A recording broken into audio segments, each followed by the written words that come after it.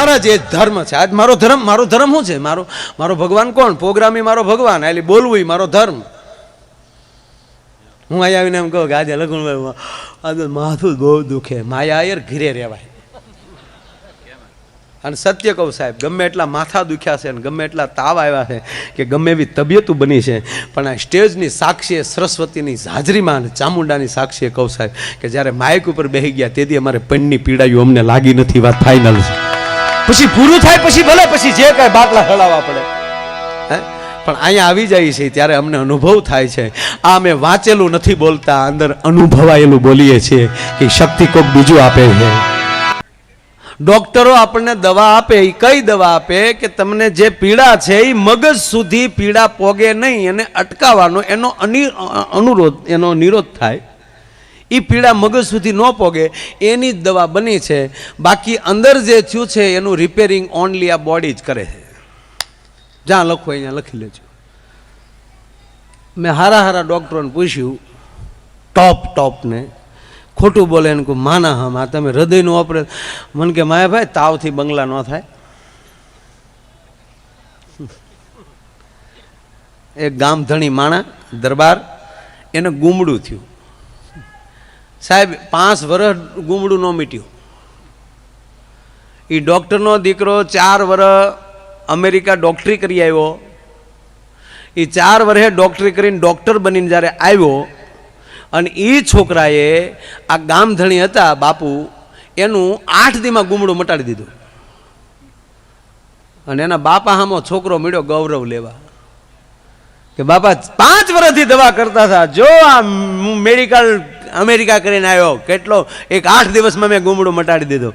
એ કે બેટા આ તમારો વાંધો. કે કેમ? કે તારો બાપ ગુમડું જો એ 8 દીમાં મટી ગયું હોત ને તો તું અમેરિકા ભણીને ન આવ્યો હોત. એ 5 વર્ષ ગુમડું આવ્યું ને એ ગુમડે જ હપ્તા અહીંયા પોગાડ્યા. એ બાત અંદર કી હૈ. અમુક ઝીણા જોક્સ હોય ને એ બહુ સાંભળો બધા. હાવ ઝીણા હોય ને, હાવ ઝીણા લાઈટ થાય જ નહીં અમુક. હા, એક બાપ દીકરો બે પી ગયેલા. એ છોકરા હેનો અવાજ આવ્યો બહાર જોયા? બોલો જોઈ ને કે બાપા કાંઈ નથી, ખાસામાં ગાડી વળી.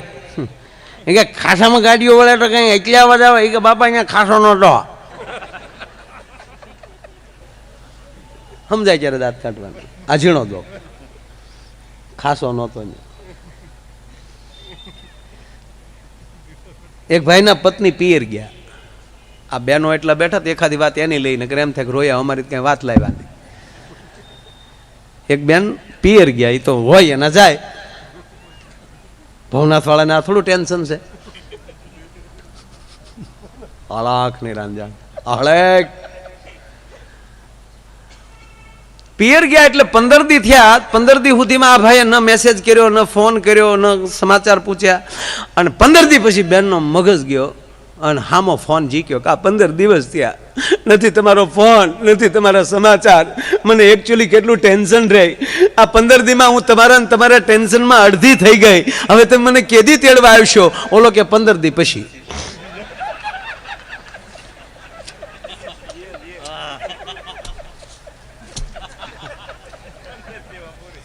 નહીં, ઘણાને ટપો પીડ્યો જ નથી. એને 15 દી પછી સમજાય પછી કે આ લે તે માયો આયર નહીં હોય. આ મજા જ. પણ પીડાય ની વહમી વાતું કોઈ દી ભેરું ને ન ભણાય. રૂપિયા ખૂબ કમાઓ અને ખૂબ સમાજ માટે વાપરો, દેશ માટે વાપરો.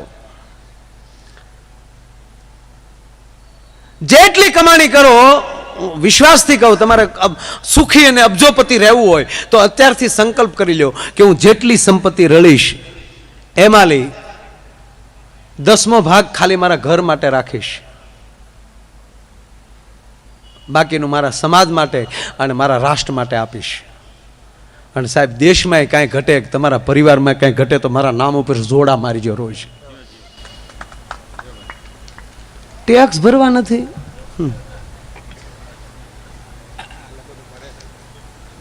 અહીંયા તમારે દીવમાં સારું, અમારે થોડુંક અહીંયા વટી જાવ ને આગળ, વગર પીધે હું ના બોલો.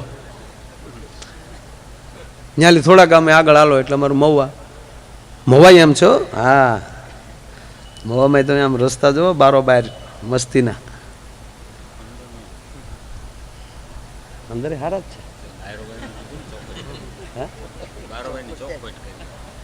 અમારા ત્યાં કેવું છે ખબર છે?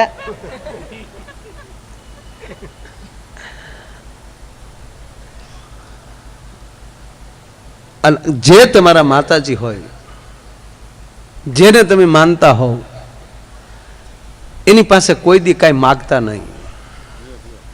ત્યાં લાયકાત મેળવો. જેવી રીતે તમે ડિગ્રી પ્રાપ્ત કરતા જાઓ છો એવી રીતે જ તમને પ્રમોશન મળતું જાય છે.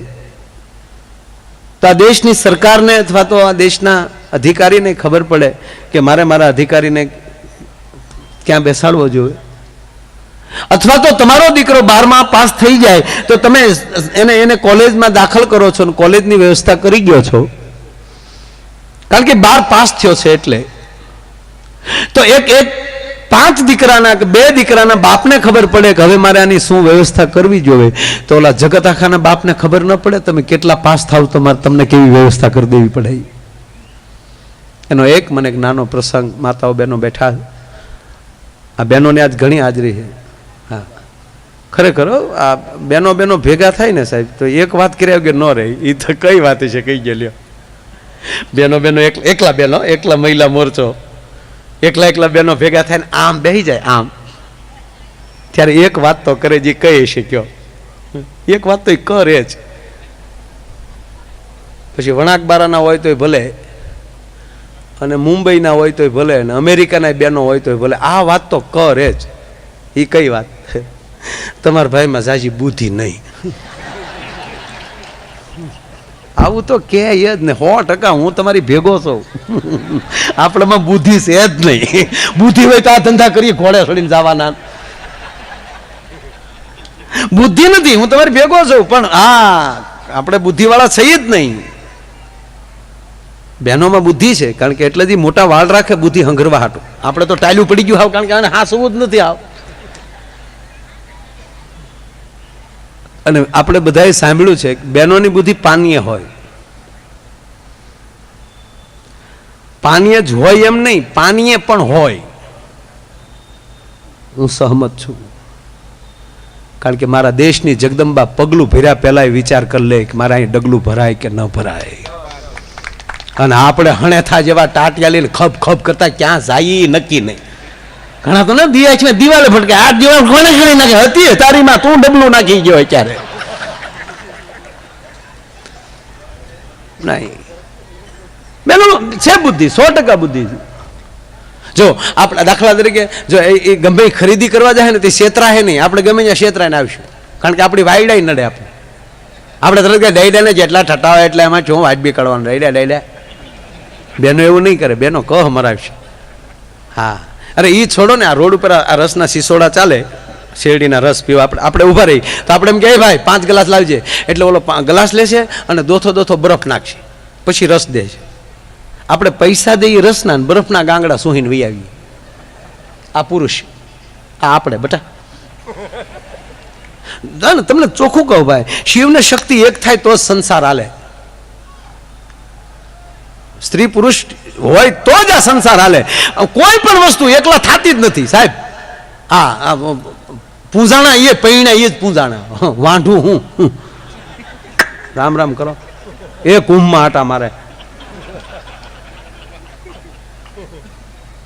સાહેબ. ખરેખર મેલ ફિમેલ વગેરે હાલે જ નહીં. દાખલા આ સંગીતે નો હાલે. જો ને એ લેતો બેટા, ઈ બેનો, ઈ આપણે લેતો બેટા, ઈ બેનો, ઈ આપણે. એમાં નહીં, આમાં પણ.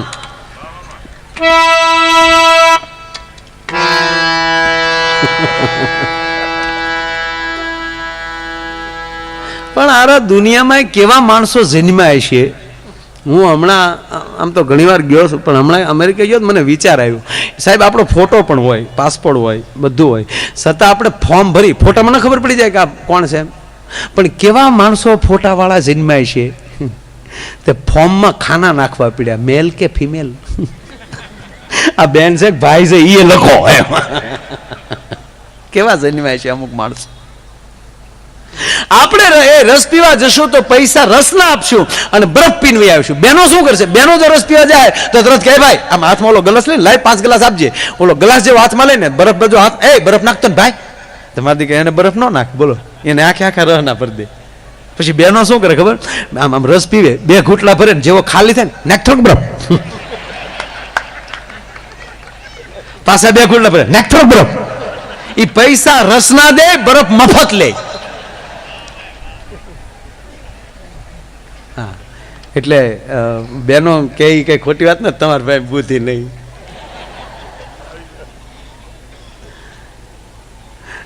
આપણા બુદ્ધિ નથી ભાઈ, હું તમારી ભેગો છું. પણ એક કહું આપણી વાત કહું કોઈ કહેતા નહીં. ભલે આપણા બુદ્ધિ નથી, બિલકુલ બુદ્ધિ નથી, પણ કાંઈ પ્રેમ ઓછો છે. આપણે દિલવાળા છીએ ભાઈ. બિલ હામું જોયા વગર ગમે ત્યાં દિલ દઈ દઈ સાહેબ. બિલ હામું નો ગમે એટલું બિલ આવે ગમે ત્યાં દિલ દઈને બેઠા હોય. કોકે જડ વજડ અમથા અમથા દાંત કાઢ્યા હોય તો એ ગામમાં 3 વાર આપણી ગાડી કાવા મારી આવે. એ તારીમાં ગાંડી છે. ખોટું ડીઝલ બળે ને ટાયર તૂટે તારા. પણ કહેવા જો સાહેબ જ્યાં હું વાત એ કરું છું કે એ ભાવ અને પ્રેમ જ્યાં સુધી ભેગો ન થાય, જ્યાં સુધી વેદના ન થાય. આ દેશના પ્રથમ રાષ્ટ્રપતિ ડોક્ટર રાજેન્દ્ર પ્રસાદ એ એમના ગુરુને પ્રશ્ન કરે છે कि गुरुजी मंजिल भी दिखाई रही है, रास्ता भी साफ है, फिर भी हम पहुंच नहीं पाते.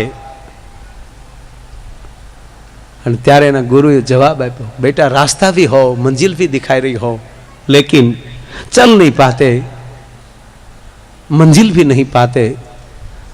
उसका कारण एक ही होता है कि जो तुम चल रहे हो, केवल चल रहे हो, अंदर दर्द नहीं है. राष्ट्र के लिए दर्द होना चाहिए, अंदर भावना होनी चाहिए साहब.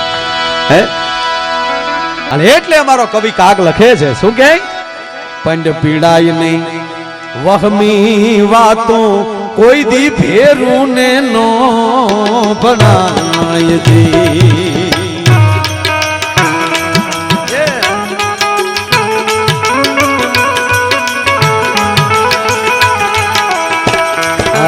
પંડ પીડાય નહીં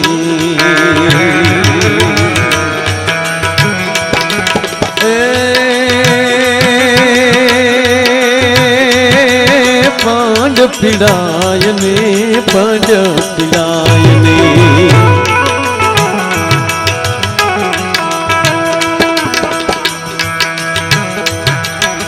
આવી રોડે અંજવારી રાત રાતે તે રમવાની સયા રે માણરા.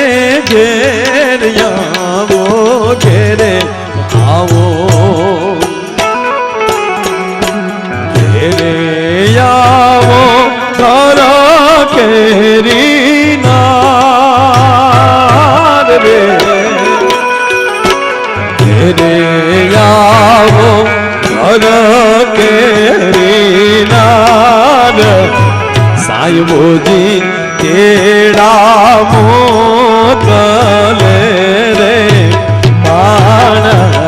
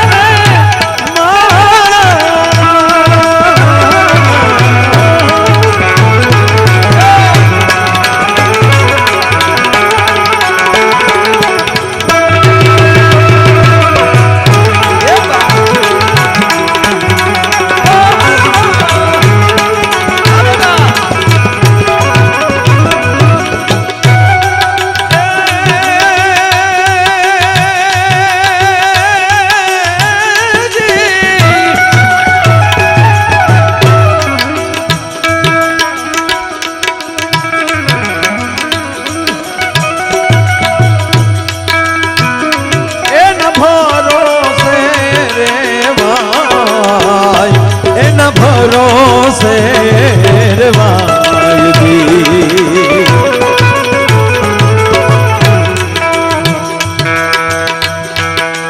મારે 2 થી 5 મિનિટ હવે અને પછી આ બેનને આપણે સાંભળવાના છે, પણ એક નાની વાત કહી અને બહુ સરસ વાત યાદ આવી છે એટલે, અને પછી બીજા રાઉન્ડમાં એકલું હાસ્ય જ આપીશ. તમે જો કે હાસ્ય જ આપું છું, બીજું કે આપતો જ નથી. તાલમાં હાલો બેટા, તાલમાં હાલો. આ મારા સાજિંદાવને તાળીઓથી વધાવો. હાવ બાળેટા છે જો છોકરા, આના તો હજુ ઓણ જ લગ્ન થયા. અને તારા સાહેબ આનો એક પરિચય બીજો આપું. અમારે વિપુલ મકવાણા, આ મુકેશ ભાઈ ભૂપત ખેમરાજ, આનું ગામ બરવાળા છે. લખણભાઈ આના બાપુજી અને એનો આખો પરિવાર, આના 2 છોકરા નાના નાના છે છોકરા, અને આના બાપુજી એટલે એની કેસેટો ઘણા સાંભળી છે. રામાપીરનું આખ્યાન ચોથા ભગત, આ ચોથા ભગતનો દીકરો છે. અને આખું ઘર રામાપીરમય છે સાહેબ. અને એ પરિવાર રામાપીરનું આખ્યાન રમતા હોય, તમને ચોથો ભગત ન દેખાય, રણુજાનો રાજવી રામો પીર જ દેખાય સાહેબ. હું એવો ભાવ વિભોર મેં જોયું છે રાખ્યા, આખી રાત મેં સાંભળ્યા છે. અને એમાંય છેલ્લો જ્યારે પ્રસંગ આવે સગુણા, અને જેથી રામદેવજી મહારાજ એને કહે છે કે બેનબા કેમ નિમાણા લાગો, એકવાર તો રામદેવને કહો તમે, અને પૃથ્વીના પડમાલી તારા ચોરને ન ગોતી લાવ તો હું હિંદવાનો હો કેવા. સાહેબ જ્યારે 15 કે 20 ગામનું માણા બેઠું હોય ત્યારે સામ સામ રવાડા બેઠા થઈ જાય. ભાઈ ભાઈ ભાઈ હિન્દુસ્તાનની કુમારી, એ આખો પરિવાર એમનો રામાપીરમય છે. શબ્દમાં ધ્યાન આપજો. પંડ પીડાય ને વહમી વાતો કોઈ દી ભેરું ને નો ભણાય જી.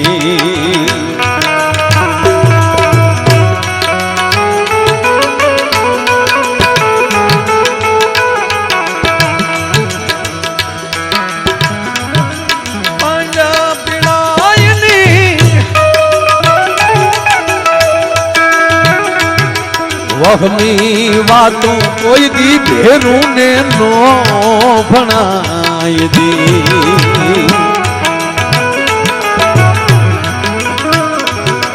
હે તું હોય જો હૈડા કેરા બાપ, હે તું હોય જો